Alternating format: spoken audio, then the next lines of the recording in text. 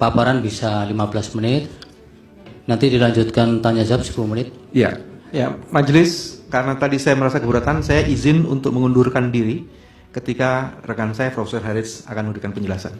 Nanti saya akan masuk lagi di saksi ahli yang lainnya. Silahkan. Sebagai konsistensi dari sikap saya. Terima kasih. Ya. Bahkan kami patut mempertanyakan status Pak Bambang Wijayanto itu sendiri. Ya, beliau itu kan tersangka, ya kan?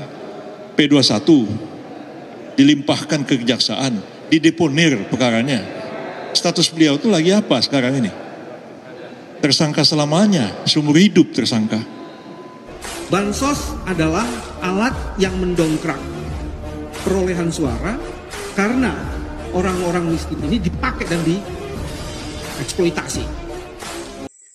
Bambang Wijayanto, ya, pernyataan kamu ini ya sangat membuat kami merasa terhina. Ya.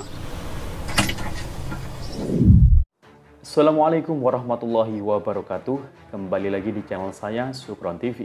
Apa kabar semuanya? Semoga semua dalam keadaan sehat dan dimudahkan rezekinya. Langsung saja kita akan mereaction masih terkait Pilpres 2024. Nah, di sidang MK, gugatan di MK, ini hari ini menghadirkan saksi ahli dari 02. Nah, ini ada kejadian yang lucu di mana pengacara 01 yakni Pak Bambang Wijayanto ini keluar dari ruang sidang. Dia wall out ya, dan dia menganggap saksi yang dihadirkan oleh 02 ini katanya tersangka. Padahal si Bambang sendiri, pengacara 01 ini, dia adalah tersangka seumur hidup. Nah, bahkan si Bambang ini menyatakan ya terkait bansos ini seakan-akan pendukung 02 ini adalah orang miskin semua. Nah, gimana? Apakah Anda terima dikatakan orang miskin sebagai pendukung 02? Langsung saja kita simak video-videonya. Paparan bisa 15 menit, nanti dilanjutkan tanya jawab 10 menit. Ya, majelis, Nah, ini karena tadi Profesor saya merasa Edi ya, keberatan, yang saya memberikan. izin untuk mengundurkan diri ketika rekan saya Profesor Haritz akan memberikan penjelasan. Nanti saya akan masuk lagi di saksi ahli yang lainnya. Silahkan. Sebagai konsistensi dari sikap saya. Terima kasih. Ya. Dia mengundurkan Majelis diri. yang mulia, saya kira sebelum Saudara Bambang Wijayanto meninggalkan tempat, Sudah nggak apa-apa, Pak Edi, itu kan haknya beliau juga. ya saya kira saya berhak untuk tidak terjadi karakter assassination, karena begitu dikatakan oleh Saudara Bambang hari ini pemberitaan dengan seketika mempersoalkan keberadaan saya. Saya hanya ingin mengatakan secara cuma 30 detik bahwa pemberitaan yang disampaikan oleh Saudara Bambang itu tidak disampaikan secara utuh. Pada saat itu Ali Fikri juru bicara mengatakan akan menerbitkan sprindik umum dengan melihat perkembangan kasus. Dan yang kedua, status saya sebagai tersangka sudah saya challenge di Pengadilan Negeri Jakarta Selatan, dan putusan tanggal 30 membatalkan status saya sebagai tersangka. Jadi saya berbeda dengan Saudara Bambang Wijayanto. Ternyata sudah dibatalkan statusnya sebagai tersangka ya untuk Profesor Edi ini yang atas tuduhan ya si Bambang pengacara 01 ini dia keluar dari persidangan. Yang ketika ditetapkan sebagai tersangka, dia tidak men-challenge tapi mengharapkan balas kasihannya Jaksa Agung untuk memberikan deponer. Terima kasih. Ini sidang sangat seru. Nah, kita simak ya. Dimulai dengan Pernyataan dari Prof. Yusril terkait si pengacara 01 Pak Bambang tadi yang keluar dari sidang. Dia ini adalah tersangka seumur hidup. Ya, kita simak. banyak sekali perdebatan, protes, bahkan walk out dari persidangan. Sesuatu yang luar biasa. Dan itu menunjukkan bahwa mereka yang kami hadirkan di persidangan ini semuanya berkualitas dan mengundang perdebatan sangat panjang dan juga menarik minat para hakim untuk bertanya dan ikut berdiskusi dengan ahli yang kami hadirkan di persidangan ini. Hal seperti itu tidak terjadi dalam sidang-sidang sebelumnya. Memang ada satu protes yang tadi dikemukakan oleh Pak Bambang Wijayanto sehubungan dengan kami menghadirkan Pak Edi Hiarij sebagai ahli Kita tahu bahwa Pak Edi itu sudah pernah dinyatakan tersangka dan kemudian beliau mengajukan perlawanan ke pengadilan dan pra-peradilan, dan pra-peradilannya menang, dikabulkan, dia nggak tersangka lagi. Nah, sekarang ini katanya mau menetapkan tersangka lagi, kan belum. Nah, andai kata pun tersangka, ya tidak masalah juga. Siapa yang mengatakan orang tersangka tidak boleh menjadi ahli? Bahkan kami patut mempertanyakan status Pak Bambang Wijayanto itu sendiri. Ya, beliau itu kan tersangka, ya kan? P21 dilimpahkan ke kejaksaan, dideponir perkaranya. Status beliau itu lagi apa sekarang ini? Tersangka selamanya, seumur hidup tersangka. Tersangka selamanya seumur hidup. Dan bisa dibuka kembali juga. Kalau orang di SP3 itu close. Orang dikalahkan dimenangkan pra-peradilannya close. Orang ini tersangka, cuman di dep, tahu nggak di dep, simpan begini, tidak dimajukan ke pengadilan. Sampai kapan pun dia tersangka? Oh jangan. Jadi saya heran ya, orang tuh suka menyalah-nyalahkan orang tapi nggak melihat pada dirinya sendiri. Tapi kami sih toleran aja, kami biarin aja selama ini. Saya nggak pernah protes Pak Bambang Wijayanto. Saya tahu status beliau seperti itu, selama ini saya juga nggak pernah komplain mau datang ke pengadilan. Ya udah kita ladenin aja di pengadilan. Sip, Pak Yusril. Ketakutan, jadi udah ada swasensor gitu, ya. Swateror tuh ada. Assalamualaikum warahmatullahi wabarakatuh. Izin stage ya. Perlu diketahui Pak Bambang Wijayanto ini salah satu atau satu-satunya yang menolak tim ahli dari 02, yaitu Prof. Edi Hilaridge. Karena beliau menganggap Prof. Edi ini sebagai tersangka. Padahal menurut Prof. Yusril, Pak Bambang Wijayanto ini juga sebagai tersangka seumur hidup. Nah ini repot ini urusannya. Jadi dia tahu kondisi Pak Edi bagaimana, tapi dia tidak sadar bahwa kondisinya juga seperti itu, maka aibnya akan terbuka. Maka ingat, jangan suka membuka aib orang lain. Ketika Anda tidak mau, aib sendiri akan terbuka. Ini istilah ini dengan pepatah maling teriak maling. Nah, ini pas ini kalau kita ada istilah maling teriak maling, ini pas. Ya teriakan Pak Bambang Wijayanto ini kepada Pak Edi, dan dia sampai walk out. Ya, dia walk out dari sidang. Dia keluar biar dikatakan seorang gentleman. Dia seorang yang komit dengan apa yang dia sampaikan. Padahal kenyataannya kalau kita tahu lain itu ya. Jadi bukan saya tidak suka dengan Pak Bambang secara pribadi, tidak. Tetapi apa yang dia lakukan itu adalah contoh yang sangat tidak baik, tidak patut ditiru. Nah, itu saya kira itu. Semoga teman-teman yang lain bisa bisa menilai sendiri. Oke, terima kasih. Wassalamualaikum warahmatullahi wabarakatuh. Waalaikumsalam. Ya, ada yang menarik dalam persidangan Mahkamah Konstitusi hari ini, hadirnya Profesor Edi Hilaridge, Omar Syarif, pakar ahli tata negara. Tapi yang paling menarik adalah permisinya atau keluarnya Pak Bambang sebagai kuasa hukum 01 karena menyangkut tentang status hukum dari Profesor Edi. Dan sebenarnya Profesor Edi sudah men-challenge tentang status hukumnya dan sudah dibatalkan tersangkanya, dibatalkan. Dalam hal ini kita melihat bahwa Pak Bambang bukan sebenarnya sebagai negarawan yang ingin menegakkan demokrasi dan keadilan, tapi membawa ke dalam perasaan pribadi. Ini sungguh disayangkan sebagai penasihat hukum, tapi dia perlu dinasihati menurut saya. Apa dasarnya beliau untuk keluar tidak mau mendengar kesaksian ahli Profesor Edi. Kalau memang dia mau menegakkan demokrasi, keadilan, dan lain-lain seperti apa yang dituntutkan, harusnya dia mendengar dan men-challenge dan memberikan perdebatan yang berarti. Tapi oleh karena perasaan pribadi dia keluar dari persidangan sehingga tidak memberikan kesempatan untuk dialog, untuk bertanya, untuk dijawab terkait dengan tuntutan-tuntutan yang diuraikan oleh timnya, yang dibantahkan oleh kesaksian ahli hari ini. Ini sungguh miris seorang kuasa hukum, penasihat hukum bersikap demikian. Seorang penasihat hukum sepertinya perlu dinasihati.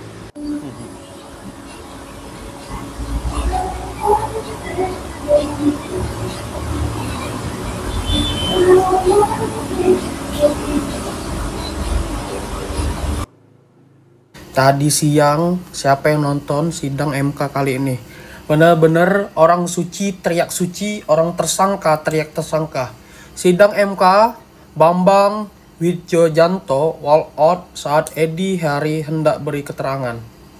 Kita tahu Pak Edi adalah sebagai tim ahlinya 02 dan Pak Bambang adalah sebagai pengacaranya 01 yang bilang bahwa yang bersangkutan para ahli yang diwakilkan 02 itu adalah tersangka. Sedangkan beliau sudah memberikan pra keadilan bahwa tersangkanya belum dipastikan dan dia melawan KPK. Sedangkan beliau ini juga adalah mantan tersangka gitu guys. Dijawab Prof Yusril kayak gini. Setelah Edi Hairi, Yusril sebut Bambang Widjojanto tersangka seumur hidup. Ketua Hukum Prabowo Gibran, Pak Yusril menyinggung balik status tersangka Bambang usai mempersoalkan keadilan ex-Wamenkumham Edi, seorang ahli dalam bidang sengketa Pilpres 2024 di MK. Edi dihadirkan sebagai ahli hukum kubu Prabowo Gibran. Dan Pak Yusril menanggapi protes dari anggota tim hukum Anies, Pak Bambang terkait kehadiran Wamenkumham Edward Omar Sharif alias Edi dalam sidang sengketa Pilpres 2024 di MK. BW keberatan lantaran Edi yang pernah berstatus tersangka dihadirkan sebagai ahli oleh tim Prabowo Gibran. Yusril lantas mengungkit bahwa BW juga pernah tersandung hukum dan kini masih berstatus tersangka. Pak Bambang ini sangat bilang apa ya? Jangan sok suci lah. Tersangka teriak tersangka. Waduh. Menurut kalian gimana guys? Apakah orang ada yang benar-benar suci? Apakah ada orang yang teriak tersangka? Dia juga tersangka? Komen, mari kita diskusi ya. Nah, ya saya kira sebelum Saudara Bambang. Mas Bambang mau kemana Mas Bambang? Lah, nggak ngesake itu. Prof Edi baru mau ngomong, kamu malah keluar sidang itu. Aduh, apa? Wedi. Piye lur?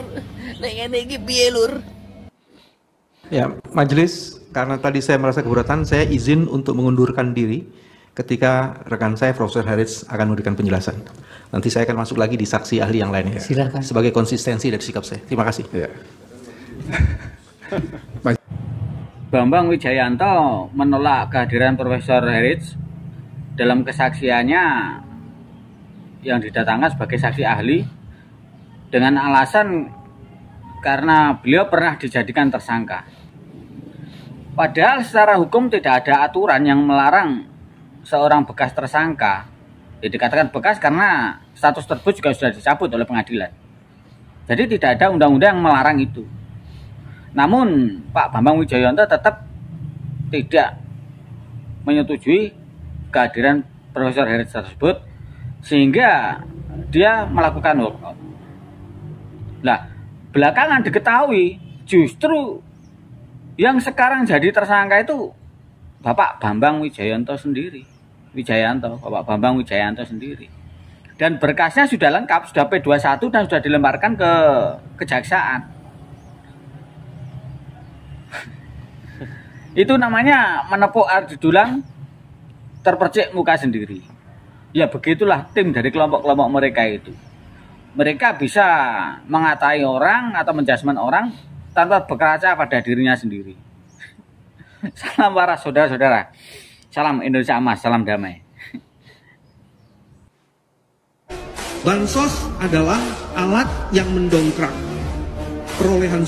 Bang, kowe nak ngomong ngono kuwi aja ning sosial media, Bang. Kowe nak lanang tenan nang Kalimantan, nang Lamando, Bang, tak suwek cangkemmu, Bang. Oknum pengacara berbicara, bansos adalah alat untuk mendongkrak orang-orang miskin untuk memenangkan pencoblosan atau paslon 02. Ya, kami masyarakat orang kaya, bukan orang miskin. Anda yang miskin, miskin pengetahuan, miskin pengalaman, miskin dalam pembicaraan Anda. Anda tidak tahu dengan ucapan Anda bahwa Anda itu miskin, kurangnya pengetahuan. Jadi ucapannya itu sembarangan. Kami orang paham dan mengerti tidak akan marah. Jadi Anda yang lebih miskin daripada saya. Apa permasalahannya dalam ucapan Anda? Anda benar-benar miskin dalam pengetahuan. Kami pendukung Prabowo Gibran, orang cerdas dan orang pintar, tidak akan terpancing dengan ucapan Anda. Oke, terima kasih. Bagi yang suka dengan komen saya, silakan komen di video saya. Bagi yang tidak suka, nggak usah komen. Kami masyarakat nggak miskin, kaya dalam pengetahuan, kaya dalam segalanya, kaya dalam pola pemikiran. Oke. Bagian kelima, saya ingin menyimpulkan ada 3 hal. Bansos adalah alat. Ini wes goblok pekok. Aduh parah, tua-tua kok goblok. Aduh parah lagi. Delok wong pekoke kok ngene iki wis tuwa pekok. Ahli hukum Bapak Anies golek tembak ahli hukum kok kaya ngene wong pekoke. Wah wis parah iki. Ayo pekok wong tua pekok.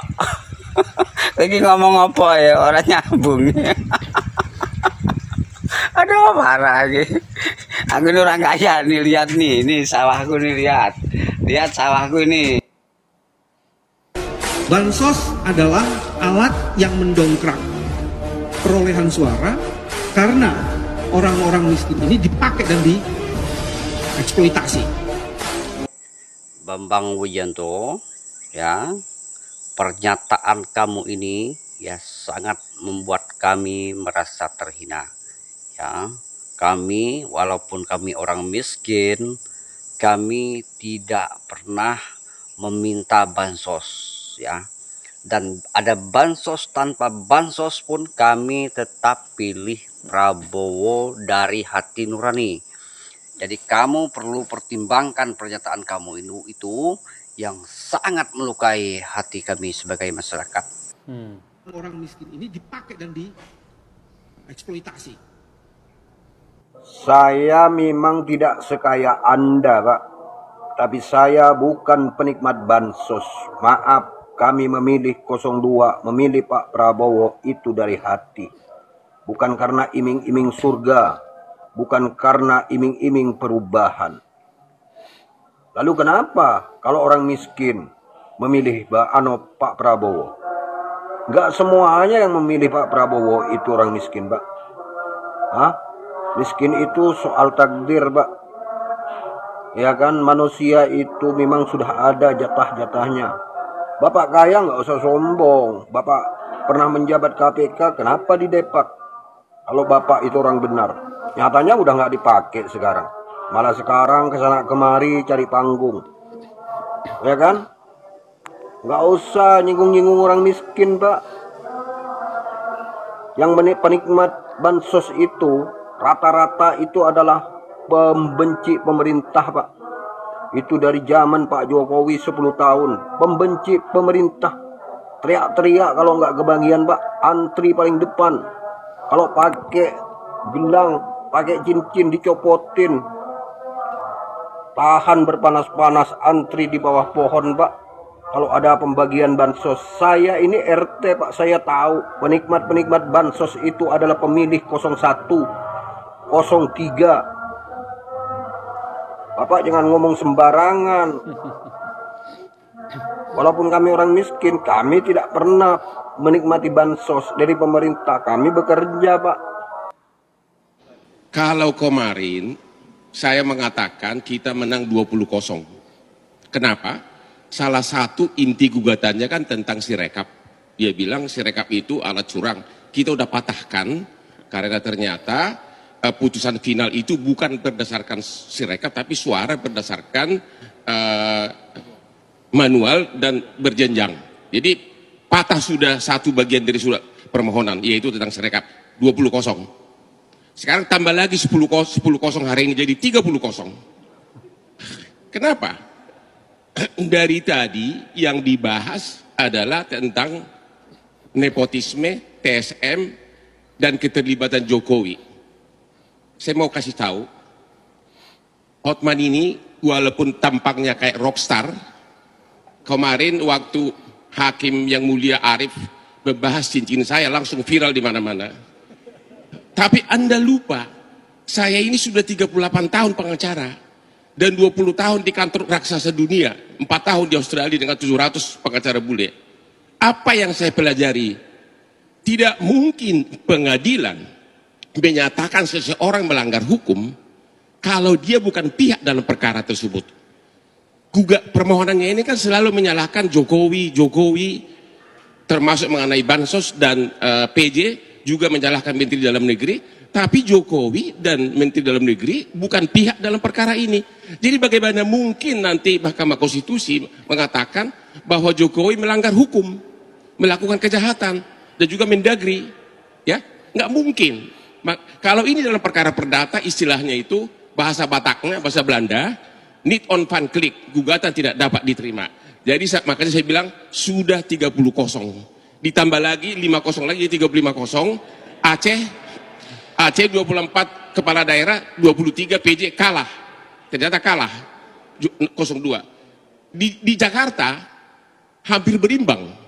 Kurang apalagi dekatnya sama pusat kekuasaan, tapi hampir berimbang 01 dan 02. Jadi sekali lagi hari ini 35-0. Nanti kalau nanti sore mengenai Bansos mungkin akan genap 50-0. Itulah. Dan sekali lagi kita berharap teman kita ini cepat jadi jaksa agung.